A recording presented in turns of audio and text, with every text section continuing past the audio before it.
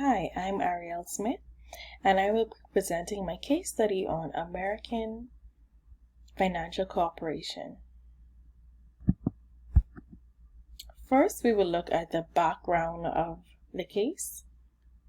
Betty Powell is the human resource manager for a large financial services company, American Financial Corporation. Betty returned to work from vacation and noticed that a report was past due and incomplete. The report was due to the vice president of the company's brokerage division. Betty instructed Dawn Adams to complete the report before her vacation, which gave Dawn approximately 6 weeks to prepare the report. After Betty realized that this was not the first time Dawn missed a deadline, she called a meeting with him. Dawn apologized for the tardiness and explained that he needed more time to ensure all of his figures were correct. Betty and Dawn went back and forth discussing the cause of the delay. Betty suggested that he should have asked for assistance from his co-workers. However, Dawn stated that his co-workers were busy and he reached out for assistance but was unable to reach her via the telephone. Betty was not quite impressed with Dawn's explanation and warned him that he needed to be more effective and communicate better with her. Some of the key issues in this case are delayed reports, miscommunication, poor time management. Next, we will look at the first case study question, which asks, what did Betty do wrong prior to the meeting and what could have been done to avoid missing the deadline?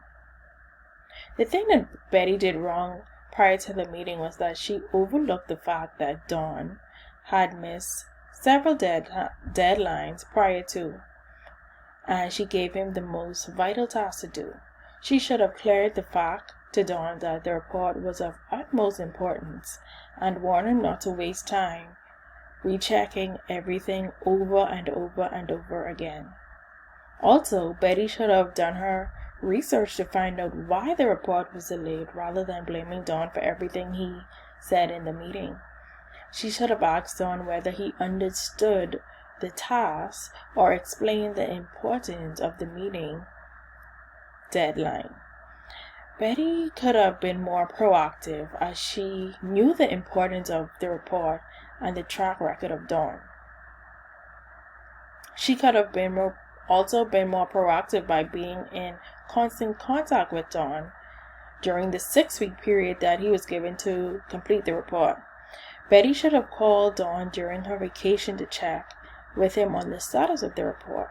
If she had called or followed up, Betty would have known the problems and probably would have had advice to give Dawn that would have helped him complete the report and avoid any delay. Next case question asked, what did Betty do wrong in the meeting itself? And what could have been done to make the meeting more effective? Betty started the meeting in a professional manner. However, she lost her cool and composure as the meeting progressed. Betty kept on interrupting Dawn and did not let him finish his statements.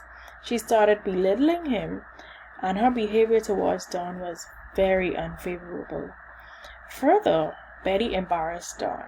He had a sense of low morale. There was no leadership, no praise, and a whole lot of conflict. Betty threatened Dawn's job. Dawn was extremely stressed because his job was on the line, and that left him quite upset after the meeting. The feedback given by Betty to Dawn was quite negative and could have been put across in a much better manner. If Betty kept her calm, she could have coached Dawn on better ways to solve the problem at hand and help him complete his work on time in the future. Also, she should have phrased her feedback in a much more positive manner to Dawn. This would have led to a much less defensive stance from Dawn. He might have even left with a positive strategy for improving his future behaviors, and that might have been more effective in getting the report done as quickly as possible and avoiding all delays. Next, we will look at the third case question, which asked, what should Dawn have done to be more effective? I personally feel like Dawn shouldn't have felt pressure to take on the task if he knew he would need more time or wouldn't be able to complete it within the time frame. If it was too big for him, he should have asked for assistance earlier. He should have consulted other managers due to him having so many doubts about completing the report. Upon attaining the deadline, he should have informed not only Betty but also the vice president himself, rather than wasting a week to check up on the status of the quotes and figures that he couldn't figure out. Next, in order to be more effective, he must have everything planned step by step and work on the most important things first. Dawn needs to learn some self-management skills in order to improve his efficiency, and he also needs to learn to take initiative and develop his problem-solving skills so that he is better equipped to solve problems like missing information as they arise. Also, Dawn could have tried to reconnect with Betty again as soon as the report progress was off track. He knew that this would lead to a delayed report being prepared on time. Lastly, I think both Dawn and Betty were at fault. Dawn could have kept Betty informed if she did not take calls. Dawn could have left a message. Further, considering Betty's comments, Dawn needs to mend his ways and should not try to push blame on the situation. He needs to learn self-management skills to find alternative solutions to the problems and improve his productivity. Betty needs leadership training, and she also needs to have a little more patience with her subordinates. She had a poor attitude with Dawn. I feel if the meeting was more encouraging, they could have reassured a positive relationship between both manager and subordinate.